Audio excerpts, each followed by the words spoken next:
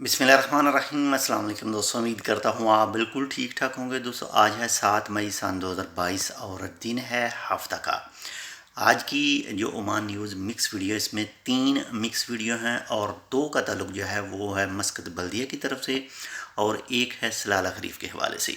सलाला खरीफ के हवाले से कहा गया है जो इस वक्त साइन दिख रहे हैं, जो इस वक्त चीज़ें सामने नज़र आ रही हैं, तो सलाला खरीफ जो है वो अपने जो मौसम यानी जब वो एक सीजनल स्टार्ट होता है तो उससे पहले ही स्टार्ट हो जाएगा।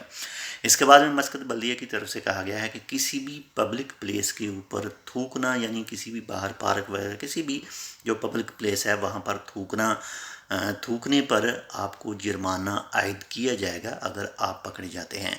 तो इस चीज़ का ख़ास ख्याल रखें। और साथ में ही एक और मस्कत बल्दिया की तरफ से कहा गया था कि अगर कोई किसी चीज़ को आग लगाता हुआ पकड़ा जाता है तो उसको भी फ़ाइन पे करना पड़ेगा।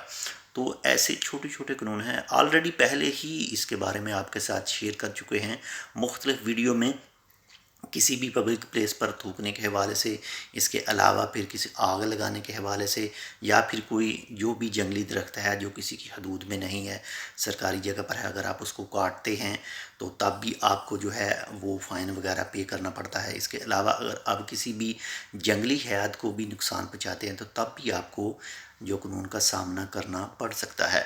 तो बहुत ज़्यादा एहतियात कीजिए, ऐसा कोई भी काम ना कीजिए जिससे आपको कानून का सामना करना पड़े और आपके ऊपर कोई भी जो केस वगैरह है, फ़ाइन है या फिर जेल है, वो आपको हो सके। तो इंशाल्लाह मिलते हैं आपसे दूसरी अपडेट के साथ। अगर आपने अभी तक हमारा ये channel tech with Urdu subscribe नहीं किया तो आप इसको सब्सक्राइब कर सकते हैं मज़ीद ऐसी मालूमाती वीडियोस के लिए।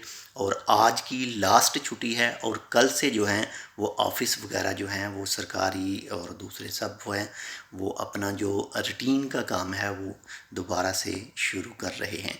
यानी जो मौजें थी, जो छुट्टियां थी वो ख़त्म हो चुकी हैं सरकारी इदारों में भी, या फिर इसके अलावा जो प्राइवेट इदारे हैं जो सरकारी खाते में आते हैं उनसे उनकी भी। तो इंशाल्लाह मिलते हैं आपसे दूसरी अपडेट के साथ, तब तक के लिए अल्लाह हाफ़िज़।